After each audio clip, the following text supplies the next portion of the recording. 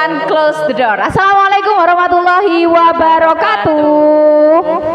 Waalaikumsalam warahmatullahi wabarakatuh. Di kesempatan pagi hari ini luar biasa, aku cantik dan kamu cantik. Kita mau apa di sini cantik? Kita mau ngobrol ya teman-teman semuanya. Kita sekarang lagi berada di tempat nostalgia terbaik. Tempat yang menyimpan masa-masa yang indah. Katanya dulu masa SMA adalah masa yang indah. Cinta bersemi di lokasi sekolahan. Itu lagunya waktu patok tenda. Oh iya. Pramuka. Pernah ikut pramuka? Iya, pernah anak sekali. pramuka. Ya, betul Tapi nggak sekali. mandi berarti. Ya itu. Sampai sekarang. Gaya hidup ya jadinya. Ya. Cinta bersemi di bumi perkemahan. Terus kalau waktu seperti itu yang diingat adalah kebanjiran. Karena dulu saya kalau pramuka di SMA Pilang Kenceng selalu kebanjiran. Oh. Kamu nggak pernah? Nggak pernah. Oh Belum iya, pernah merasakan. saya emang kebagian ngenes-ngenesnya kalau di sini. Oke. Baik teman-teman semuanya, pendengar setia Ergas FM di 92,3 Radio Generasi Anak Semapi. Radio Ergas FM ini radio yang menumbuhkan para penyiar handal. Kamu nggak pernah ikut Ergas FM? Oh, dulu waktu SMA saya ikutnya di teater sama pramuka. Oh, teater sama pramuka. Aku anak Iya. Ergas FM, anak teater, anak pramuka. Oh, yes. Aku bukan anak teater, aku nggak bisa drama karena hidupku terlalu realita. Hidupku berarti banyak drama. Iya, hidupku banyak drama. Sampai sekarang terbawa di dunia nyata. Waduh. Iya. Iya nih teman-teman semuanya, pasti penasaran kan kita mau ngomong apa di sini? Kita di sini mau berbicara tentang kisah kita, suka dan duka kita waktu dulu menjadi siswa-siswi SMA Negeri 1 Pilang Kenceng. Kalau ditanya sukanya apa, dukanya apa, banyak sukanya atau banyak dukanya? Banyak dukanya. Banyak suka. Sukanya pastinya. Sekolah terfavorit menurut saya, Yes. karena yang bisa mengembangkan bakat siswanya sesuai kemampuannya. Ya, Jadi betul kalau sekali. ikan itu jangan dipaksa untuk naik pohon, karena kalau ikan dipaksa untuk naik pohon, sampai kapanpun dia nggak bisa diukur kemampuannya dari keahliannya naik pohon. Seseorang pun harus begitu, harus dikembangkan sesuai bakat dan minatnya. Di SMA Pilang Kenceng ini saya benar-benar dikembangkan sesuai bakat dan minat saya. Kalau saya sering ngomong, makanya saya difasilitasi di sini Radio Generasi Anak Semapi. Ya. Di sini ada banyak sih sebenarnya yang ingin, karena kita beda generasi guys. Iya. Jadi aku masuk 2012, aku keluar dari SMA Pilang Kenceng 2015. Kalau kamu? Saya masuknya 2014 dan lulusnya itu 2017. 2000 berapa masuk? 2014, 15. Oh 14, 15, Iya. keluar 2017. Iya. Oke. Berarti dia lebih masa kini daripada saya. Karena kalau saya angkatan old ya. Oh. Angkatan old yang sampai saat ini belum sold out gitu. Oh. Ini promosi ini. Iya, ini promosi kan. Iya, kalau kita mengulas gitu ya, apa sih, kenapa sih dulu kamu mau masuk sini? Kalau aku dulu ya, aku cerita. Saya mau cerita terlebih dahulu, Neng. Oke. Kalau saya cerita, saya masuk SMA Pilang Kenceng sih bukan kebetulan, bukan apa, tapi ini settingan. Saya dulu masuk SMA Pilang Kenceng. Oh, iya. Settingan Allah Subhanahu wa taala. Iya. Jadi dulu nggak kepikiran sih kenapa mau sekolah di sini gitu. Tapi saya lihat tetangga saya nih, kok kayaknya asik ya sekolah di SMA Pilang Kenceng. Asiknya kenapa? Karena dia itu setiap hari itu pulangnya sore gitu. Bayangin nggak? Kriteria asikku tuh karena setiap hari pulang sore. Iya, makanya sampai sekarang jadi anak pulang malam, pulang pagi. Pulang pagi. Tapi Ya, karena sering pulang sore gitu, jadi saya merasa oh banyak kegiatan ya ternyata gitu. Berarti aku harus ke sana nih gitu biar aku tahu ada apa di SMA Pilang Kenceng. Pas masuk di sini beneran ternyata banyak ekstrakurikuler yang ditawarkan dan menurutku itu yang tidak dimiliki SMA yang lain. Termasuk Ergas FM. Waktu saya dulu, nggak tahu kalau sekarang ya, satu-satunya SMA negeri yang punya radio di sekolahnya itu hanya Semapi. SMA 1 Pilang Kenceng. Makanya saya dulu berbangga diri ketika saya jadi ketua Ergas FM. Karena saya satu-satunya ketua di Kabupaten Madiun. Jadi kalau ada lomba ketua Ergas FM terbaik se-Kabupaten Madiun, saya pasti menang karena pesertanya cuma saya. Iya begitu. Itu alasanku. Kalau kamu? Oke, kalau aku curhat sedikit ya, karena dulu itu waktu SMP kan sering ikut karawitan. dan setahu aku itu kalau karawitan di SMA 1 Pelangenceng ada, dan itu kan waktu mau ke Caruban sama orang tuanya nggak dibolehkan, jadi terhalang restu orang tua. iya begitu. Jadi kan kalau mau melakukan apapun kalau nggak dari orang tua ya Oh nggak iya, iya jalan. betul. Ridhonya Allah kan ridhonya orang tua gitu ya. Betul. Iya. Nah di situ jadi aku mengembangkan karawitan. Bakat di Ya, bakat karawitan. dari karawitan itu. Kalau dulu di karawitan pegang apa? Gendong. Salon. Apa itu? Salon. Ya. Salon. Saron. Saron. Saron, Oh, lupa saya. saron. Saron. I think salon. Saron ternyata. Ya, itu pegang itu. Terus dipindah sama Pak Sumiran. Dari SMP kan guru karawitannya Pak Sumiran. Sama Pak Sumiran disuruh ke SMA 1 Pelangenceng. Jadi ya itu dari pribadi ikut di karawitan jadinya ikut Pak Sumiran itu tadi. Oh berarti niatnya ke SMA Pelangenceng karena mau karawitan, nggak mau Iya, sekolah? iya, ikut sekolah nggak, juga. Saya kira nggak mau sekolah, jadi karawitan aja gitu. Pasti sering izin waktu jam sekolah ya? Oh, sering banget. Oh iya, tim bolos ya? Iya. Iya. Makanya bapak ibu guru tuh kayaknya kasihan gitu ngelulusin aku ya. Iya. Lulus aja deh Ya gitu. Allah, iya. Daripada lama-lama di sini. Padahal sekolahnya sering izin, dulu nggak izin sih, cuman kita lebih diperlukan di event-event tertentu yang mungkin bukan berbau akademis, tapi lebih ke berbau pengasah skill gitu. Jadi sebenarnya berbagi peran yang baik sih di sini. Itulah yang aku bilang, kenapa aku senang sekolah di SMA Pelangenceng, karena aku nggak dituntut di mana yang aku nggak bisa, tapi aku dikembangkan bakatku di mana yang aku bisa Ya, gitu. betul sekali. Terus kalau menurutmu nih setelah kamu sekolah kan di SMA Pelangenceng, terus apa yang membuat kamu nyaman di sini? Sebenarnya ada apa? Kurang lebihnya SMA ini tuh apa sih menurutmu? Kalau menurut aku pribadi sih dulu cerita sedikit ya, waktu kelas 1 itu sebenarnya nominat banget buat ikut OSIS atau MPK itu. Oh, tapi OSIS MPK. Jadi kelas 1 itu masih ikut-ikutan temennya. Jadi sudah bikin visi misi kan itu loh, syaratannya bikin visi misi. Sudah bikin tapi temennya nggak jadi, ikut nggak jadi. Tapi semuanya itu harus berawal dari kegagalan. Oh iya. Begitu. Saya dulu juga dicalonkan jadi wakil ketua OSIS, tapi aku nggak jadi. Oh. Iya, saya nggak jadi, nggak terpilih bahasanya. Kan aku kaum yang bukan pilihan, tapi akulah yang menentukan. Oke, siap. Nah, setelah itu kan saya ikut dari SMP kan sudah memang aktif ikut OSIS MPK. OSIS kalau di SMP kan OSIS. Nah, saya itu selalu mengikuti kegiatan OSIS, tapi saya bukan OSIS waktu kelas 1. Oh, selundupan gitu ya. Iya, Oh. cuma mengikut saja. Jadi kalau pulang sore kegiatan apa itu saya lihat. Nah, kelas 2-nya waktu kelas 11 saya dipanggil untuk jadi MPK. Kalau MPK kan perwakilan sekolah, perwakilan kelas. Iya. Iya, perwakilan kelas yaitu. Jadi di kelas 2 itu SMP itu. SMA. Oh, SMA. Nah, kelas 11 SMA dipanggil disuruh ikut visi MPK. misi ya, visi misi MPK. Jadi di situ awal mula rasanya lebih nyaman di SMA Di sekolah, karena waktu kelas 1 itu kan ya boring gitu loh, maksudnya nggak ada kegiatan Jadi ekstra, kita ya. itu nyaman ketika kita menemukan di mana sebenarnya tempat kita bisa mengasah kemampuan gitu Iya, kan. betul sekali. Bertemu dengan orang-orang yang memang sefrekuensi Yes. dengan kita, akhirnya nyaman. Ketika kita nyaman, kita itu berprosesnya enjoy. Jadi waktu yang lama tuh kayak nggak kerasa gitu. Iya. Tiba-tiba maghrib, oh wah udah waktunya pulang gitu. Kelas 11 itu sering banget pulang malam. Pulang Iya, jam 11, sama. jam maghrib Aku gitu. paling seneng kalau disuruh tidur di sini. Iya. Iya, karena rumahku jauh Oh, iya. gitu. Jadi kalau disuruh tidur di sekolah tuh aku paling seneng banget ketemu sama teman-teman, banyak temennya gitu. Maksudnya bisa sharing, ngobrol, makan bareng, minum bareng. Iya. Bedanya satu aja yang nggak bareng, mandi. Karena nggak pernah mandi kalau di sekolah. Betul Jadi kita sekali. nggak pernah mandi bareng gitu aja. Kalau menurutku ya itu sih, aku tidak merasa salah langkah ketika memilih SMA 1 Pelangenceng menjadi tempatku untuk berproses. betul. Ada yang bilang tapi eman ya sekolahnya di SMA Pelangenceng gitu. Ada banyak yang bilang, pasti kamu juga pernah mendengarkan itu gitu. Iya. Kenapa sih harus sekolah di SMA Pelangenceng gitu? Sekolahnya di pinggiran, nggak di kota gitu. Tapi itu sebenarnya yang jadi yang jadi apa ya?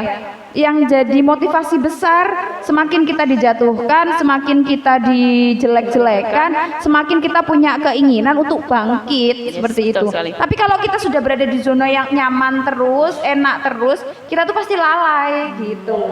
Sama aku ketika di SMA Pelangenceng dari awal udah ngerasa nyaman sih karena teman-temannya ya aku enjoy aja, jadi 3 tahun tuh kayak nggak kerasa gitu. Tapi terus akhirnya teman-teman tuh kayak punya tempat masing-masing gitu. Aku dulu 3 bersahabat nih, satu daerah, TK-nya bareng, SD-nya bareng, SMP-nya bareng, SMA-nya bareng, sekarang kuliahnya juga bareng. Setelah lulus kuliah aja kita pencar sendiri-sendiri, kerjanya sendiri-sendiri. 3-tiganya nih jadi ketua ekstra.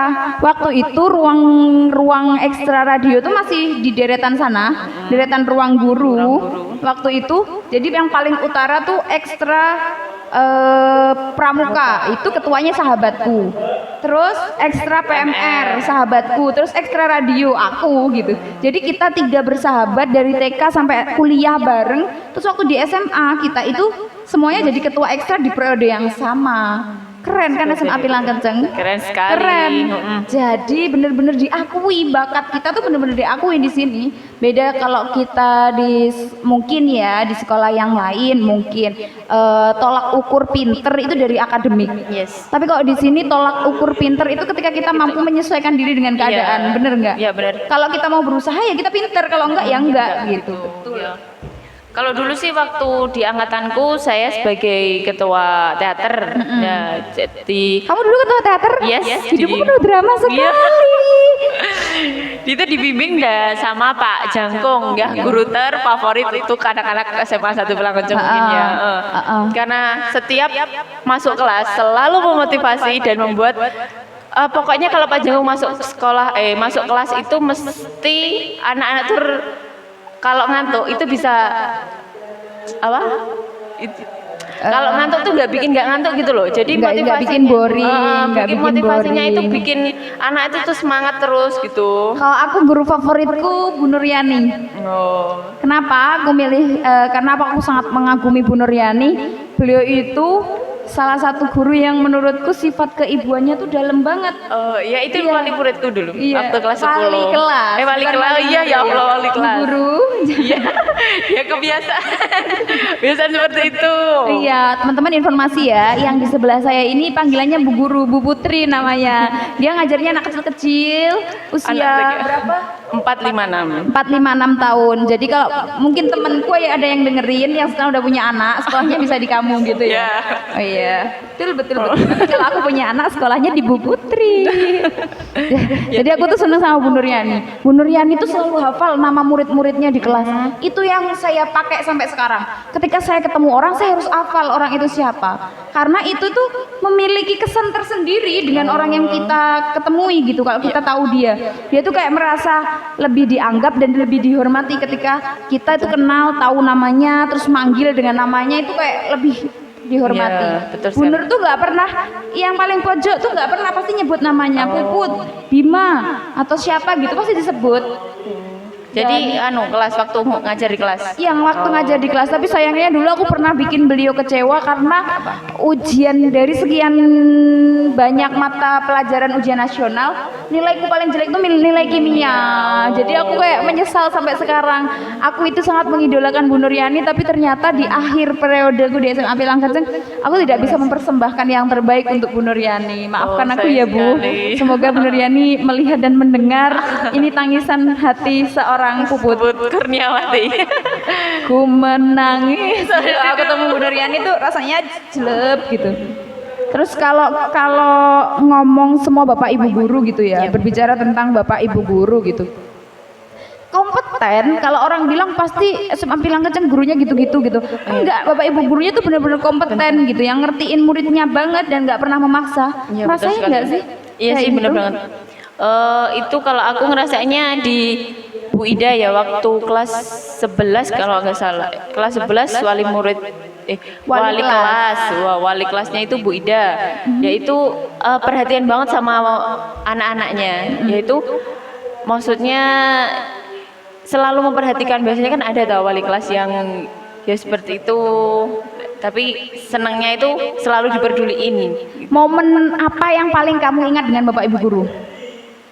Ketika perpisahan sih, itu ngena banget kalau perpisahan mungkin. Kalau kamu perpisahan ya? Kalau aku pelajaran matematika. Aku mau cerita ya. Oh iya ya.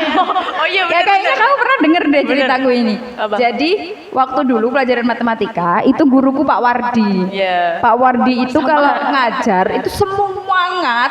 Pak pernah 2 kelas tuh diajar satu Dua kelas? waktu, iya. Oh. Karena kelas sebelah itu gurunya kosong. Terus Pak Wardi nggak mau dia rame, diajar matematika sama kelasku gitu. Jadi setelah nerangin di kelasku, Pak Wardi lari ke kelas sebelah, nerangin, lari lagi ke kelasku gitu. Terus waktu diajar Pak Wardi, aku itu makan kacang atom, Iya. yang dalamnya ada kacangnya. Oh, iya. Aku kan orang yang paling benci sama kacang, tapi aku seneng kulitnya kacang atom itu yang putih-putih. Lah aku makan yang putih-putihnya, yang dalamnya kacangnya tak taruh di pojokan bangku gini. Kan kayak kacang yang udah dikupas ya, Iya. banyak banget. Terus Pak Wardi itu datang ke mejaku mau ngajari aku gitu. Tuh udah paham? Belum Pak. Terus Pak Wardi itu datang mau ngajari aku. Tiba-tiba kacang yang di sini tuh dimakan sama Pak Wardi. Padahal kamu tahu, kacang ini sudah berasal dari mulutku.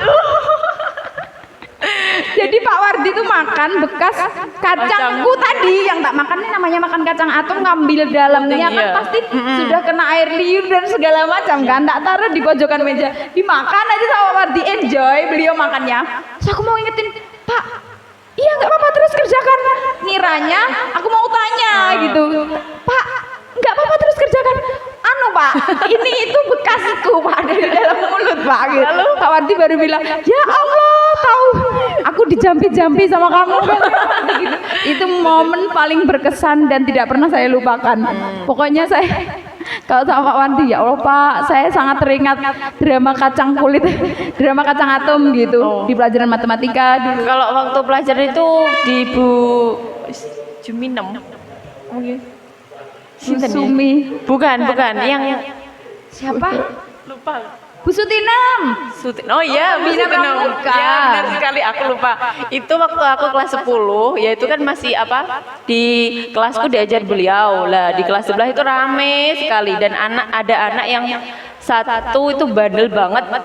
Nah, itu momen ketika aku tuh melihat Bu Suminem itu disepelekan sama anak-anak itu kan. Dan ternyata terus ada Pak Prapto datang, guru olahraga, wah guru favorit sekali menurutku, guru yang enak lah buat enjoy. Nah waktu itu beliau mengajar sejak ekonomi ya, ekonomi berat kan. Waktu kelas 10 saya masih ikut ABC, jadi kelas ABC itu, jadi semua pelajaran masih dapat. Yang paling enak itu Bu Suminem ketika saya itu disuruh mengerjakan. Nah, saya itu bingung, jadi nggak bisa mengerjakan waktu itu, langsung disuruh berdiri di depan dan itu momennya sangat memalukan. Ya, betul sekali. Ya. Aku juga pernah ada momen kayak gitu. Jadi teman sekelasku tuh ada yang ulang tahun kan. Namanya anak ya, kelasku tuh kompak banget, nakal semua gitu. Jadi bukan nakal sih, apa ya, anak aktif semua gitu loh. Anaknya tuh aktif gitu. Terus waktu itu temanku tuh ulang tahun gitu. Waktu temanku ulang tahun, kita tuh udah mempersiapkan segala hal. Mulai dari tepung, telur dan lain sebagainya. Lah dia itu diguyur sama tepung, dipecahin telur dan lain sebagainya kan. Sampai depan ruangan itu putih semua, bau telur semua. Telurnya tuh nggak telur yang sehat, telur yang tidak sehat. Jadi kan bau kan. Akhirnya kamu tahu apa? Satu kelas dapat poin di BK. Satu kelas masuk BK. Satu kelas masuk BK. Awalnya cuma enggak satu kelas, cuma akhirnya satu kelas masuk BK semua. Karena kita minta semuanya aja Pak dihukum gitu. Kompak sekali ya. Sekali teman-temanku dulu seperti itu, dan sampai sekarang tuh momen itu selalu diperingati dan dikenang sebagai momen pertama kali kita masuk BK. Pertama kali masuk BK itu waktu kelas berapa ya Kak? Kelas 1. Kelas 1. Ya, kelas 10 kita sudah berani bikin ulah. Salah. Iya, jadi ya kalau Bun bilang aktif Bun anaknya sekarang. Teman-teman bilang baiknya aja nih Mbak Puput banyak baiknya. Enggak, aku tuh bahkan kesan-kesan yang kurang baik tuh banyak dia sangat kenceng gitu. Maksudnya aku juga nggak yang namanya orang kan. Iya. Setiap orang itu ada benar ada salahnya. Setiap kurang, orang itu ada. tidak luput dari kesalahan Betul gitu. sekali. Aku juga punya masa muda yang mungkin kurang baik gitu. Maksudnya kayak gitu, yang Iya. sering ngerjain temen, jahil, usil dan lain sebagainya gitu. Ya mungkin itu, tapi sampai sekarang sih aku murid teladan sih kalau di sini. Nggak pernah kayak gitu. Alhamdulillah, yuk. Dikenal seperti itu ya. Iya, alhamdulillah. Bisa memotivasi adik-adiknya. Iya sih, kalau memotivasi mungkin hanya berbagi kisah ya. Karena mungkin saya pernah mengalami, dia belum, gitu aja. Oh. Suatu hari nanti mungkin gantian adik-adik saya yang akan berbagi kisah dengan saya karena dia sedang ada di eranya dan saya sudah selesai dari era itu, seperti itu. Karena setiap masa ada orangnya dan setiap orang ada masanya. Betul sekali. Kita percaya itu. Jadi nggak mungkin nih puput terus yang eksis. Suatu hari nanti pasti ada anak-anak yang generasi lain yang penerusnya. akan eksis gitu. Setiap masa pasti ada tantangannya gitu. Milenial sekarang gitu. Apalagi sekarang nih ya, ketika aku jadi ketua PWI PPNU, aku tuh selalu membranding diriku tuh milenial. Aku harus dandan trendy dengan sesuatu yang nggak branded sih, cuma harus trendy ala anak milenial sekarang. Karena kalau kita ngasih tahu anak tapi dianya nggak suka ke kita atau insecure, ilfil lah bahasanya, ilfil dulu dengan penampilan kita, dia nggak akan mau ikut kita. Ya, betul Gitu sekali. kan. Jadi aku harus masuk dulu ke dunianya dia, melihat dulu seperti apa dunia dia dan yang diharapkan dia itu sosok public figure yang seperti apa gitu. Baru aku akan menerapkan itu gitu. Jadi aku kemas cara dakwahku itu dengan cara milenial gitu. Kalau sekarang apa ya? Kan sekarang kamu sudah ada di guru lah bahasanya ya, walaupun hari ini sedang tidak difungsikan sebagai guru. Ya betul sekali Karena sekolahnya daring, jadi guru online sekarang ya. Tapi apapun itu, posisimu adalah guru, pendidik gitu. Yang hari ini kamu mendidik banyak generasi yang nantinya kamu harapkan akan lebih baik dari generasi yang sekarang Ya, gitu kan. amin. Upaya apa sih yang kamu lakukan hingga ada di posisi ini? Ceritalah track record dulu, gimana kok sekarang kamu gitu kan, seorang Putri Mega gitu kan, yang dulunya itu lebih suka Pendiam. enggak ya, pendiam mungkin, pendiam. terus banyak aktivitas olahraga daripada aktivitas yang Yang lain lain, gitu. betul. Terus tiba-tiba masuk ke dunia yang seksi nih menurut zaman sekarang gitu. Karena kamu harus menempatkan diri menjadi orang atau public figure yang benar-benar dilihat oleh siswa-siswimu gitu. Kamu adalah contoh hari ini untuk mereka gitu. Upaya apa sih yang hari ini kamu lakukan hingga ada di titik sekarang gitu? Ya cerita sedikit, waktu lulus SMA itu kan kalau dari Staja sendiri kan ingin jadi polwan ya. Jadi polwan. Jadi 2017 di bulan Mei saya itu sudah ikut di pendaftaran polwan. Ya, saya sudah sampai tahap proses kedua, kesehatan 2. Uji tes kesehatan. Iya, tes kesehatan kedua. Dan di situ jatuh waktu itu ya. Jatuh tapi tidak terpuruk ya? Bukan, enggak, masih punya semangat sekali lah. Itu mungkin di rumah cuma 2 minggu, udah saya cari kerja sana sini, daftar di Indomaret, daftar di pabrik sepatu. Pernah masuk pabrik? Pernah sekali. Pengalamanmu sangat naik turun ya? Iya, benar Kamu sekali. Pernah menjadi seorang pemimpi yang akhirnya jatuh Itu. sampai jadi karyawan pabrik yang akhirnya sekarang bangkit gitu ya bahasanya. Iya. Ya alhamdulillah waktu masuk bulan pertama kan satu kontrak 3 bulan ya Kak. Satu kontrak 3 bulan di bulan pertengahan pertama itu sudah ada yang menawarkan. Cuman dari saya pribadi belum bisa. Maksudnya belum ada pengalaman, saya kan pendiam ya. Tapi suka ekstra yang untuk anak-anak yang aktif. Mungkin kalau untuk anak-anak di usia 4, 5 sampai 6 tahun kan perlu kesabaran banget Iya, ya, karena mereka hiperaktif ya. Nah, itu saya masih belum menerima. Di bulan kedua dikasih tawaran kembali. Saya masih pikir-pikir karena merasa di pabrik sepatu itu kan namanya anak SMA terus masuk pabrik kan kaget lah istilahnya karena Karena dulunya nyantai, terus harus berangkat pagi, pulang sore, bener. kerja disuruh-suruh, Iya, benar diatur-atur sekali. gitu Benar, ya. karena dari SMA kan kita maksudnya diajarkan terlalu enjoy mungkin Iya, ya karena banyak kegiatan enjoy banget.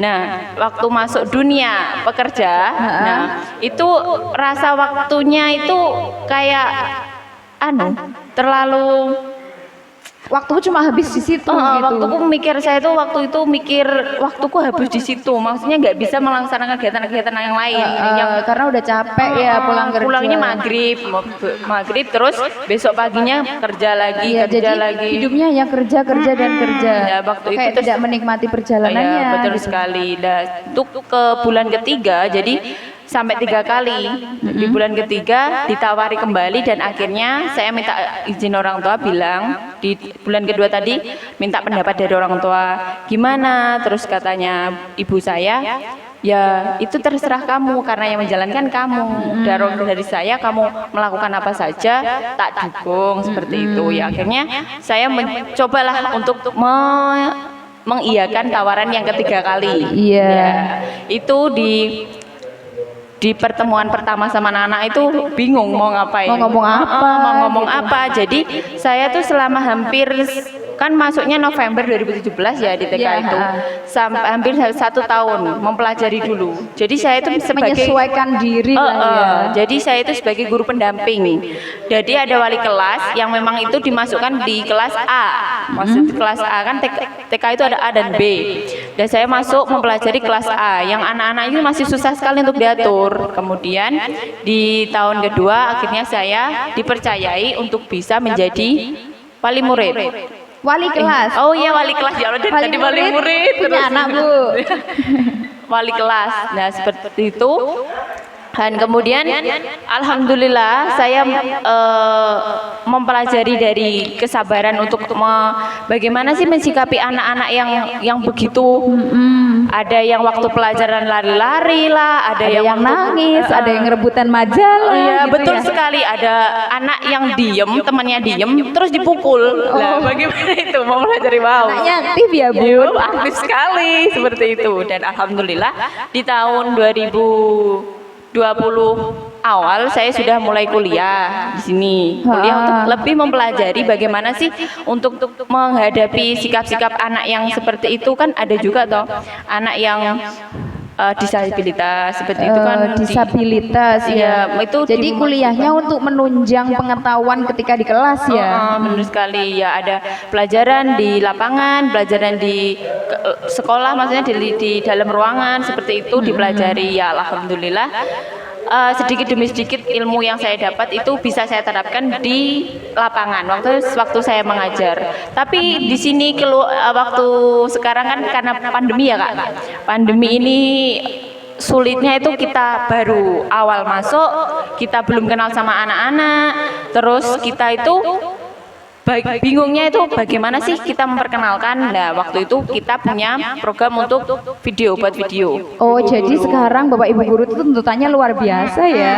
Jadi guru sekarang juga harus mengikuti zamannya seperti itu ya. Jadi untuk sampai di titik ini tuh sebenarnya perjuangan kita tidak ada yang mudah gitu.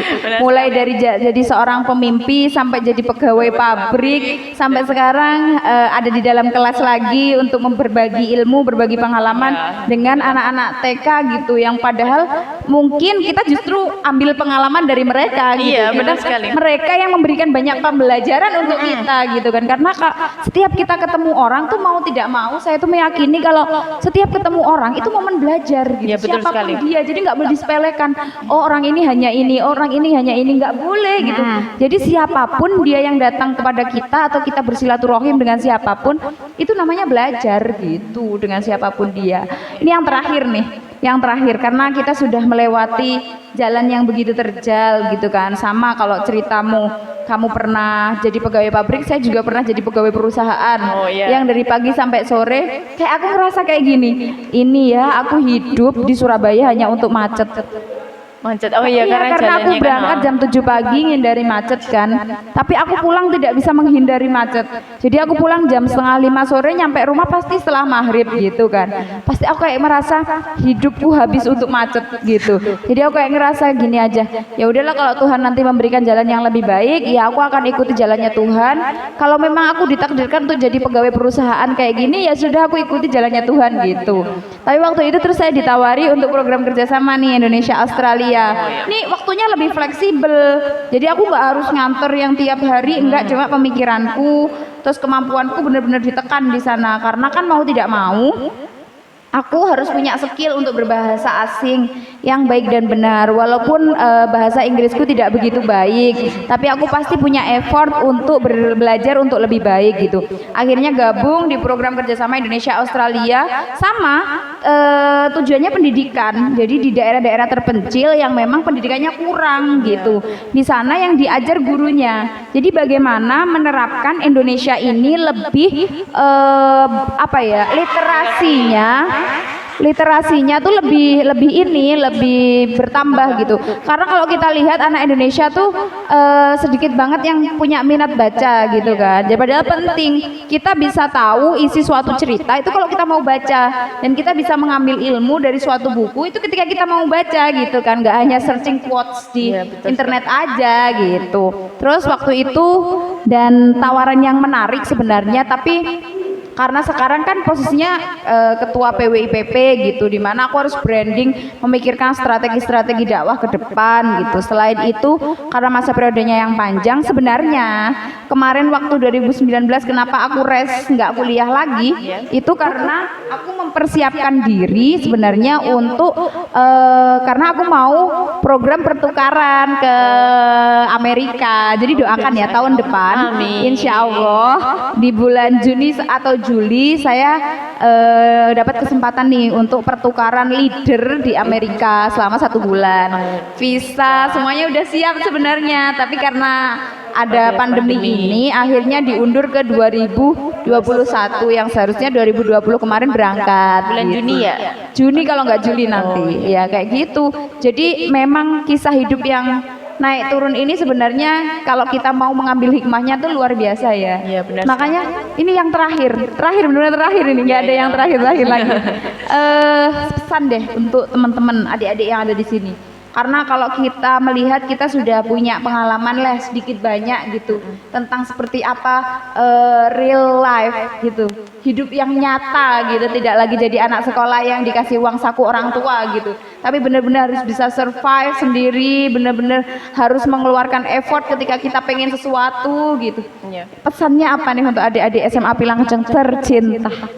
Kalau pesan dari saya itu lebih lakukan semuanya tuh dengan totalitas, dan kalau bisa melakukannya itu dengan ikhlas. Apapun kalau kamu lakukan dengan ikhlas dan rasa, mungkin kalau melakukan kegiatan dengan kenyamanan, kita harus bisa membuat diri kita tuh nyaman di sebuah Gimana kita berkegiatan. Iya, betul sekali. Itu, Jadi kalau kita melakukan apapun dengan kenyamanan, mungkin kita enjoy aja di situ.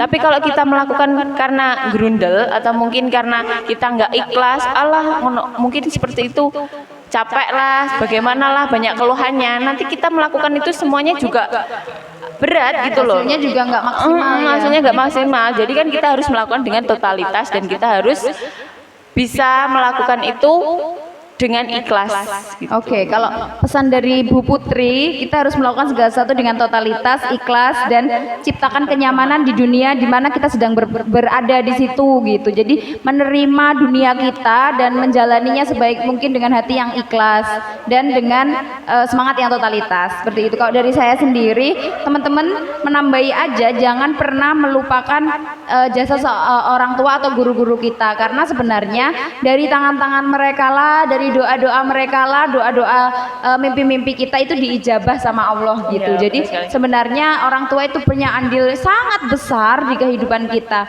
Jangan pernah insecure dengan keadaanmu, tapi mari kita bersyukur dengan keadaan yang kita miliki, karena insecure itu membunuh kita, tapi kalau bersyukur itu menjadikan kita lebih baik. Terus Lebih untuk kuat. adik-adikku semuanya, teman-temanku semuanya, setiap orang itu punya jalan masing-masing.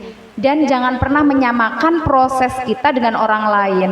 Karena baik untuk orang lain belum tentu baik untuk kita, dan sesuatu yang telah diciptakan untuk kita tidak akan melewati kita, dan segala sesuatu yang tidak diciptakan untuk kita ya tidak akan pernah kita dapatkan, karena segala sesuatunya sudah dikemas dengan kemasan yang indah oleh Allah Subhanahu wa taala gitu ya. Kita harus tetap bersyukur dan menerima menjalani keadaan ini dengan baik dan sepenuh hati gitu. Mungkin itu ya yang bisa kita sharingkan hari ini. Kapan-kapan mungkin kita bisa ketemu dengan tema yang berbeda seperti Ya. itu. Sudah saatnya kita undur diri, sudah hampir 30 menit kita ngomong di sini. Kitanya nggak kerasa, Biasa, yang dengerin yang bosen. Terima Ya. kasih, itu dari saya Put Kurniawati dan Putri Mega mengucapkan selamat memperingati Maulud Nabi Muhammad SAW. Semoga kita mendapatkan syafaatnya beliau. Amin. Dan kami pamit undur diri dari hadapan panjenengan semuanya. Semoga apa yang kami sampaikan bermanfaat, baiknya diambil, buruknya dibuang. Sekian dari saya, wallahul muwaffiq ila aqwamit thoriq. Wassalamualaikum warahmatullahi wabarakatuh. Terima kasih sudah menonton. Jangan lupa like, comment, share, dan subscribe. Hai guys, jangan ragu untuk menekan tombol subscribe karena subscribe itu gratis. Dan jangan lupa nyalakan notifikasinya supaya tidak ketinggalan video-video terbaru. Oh iya. At-tahiyatu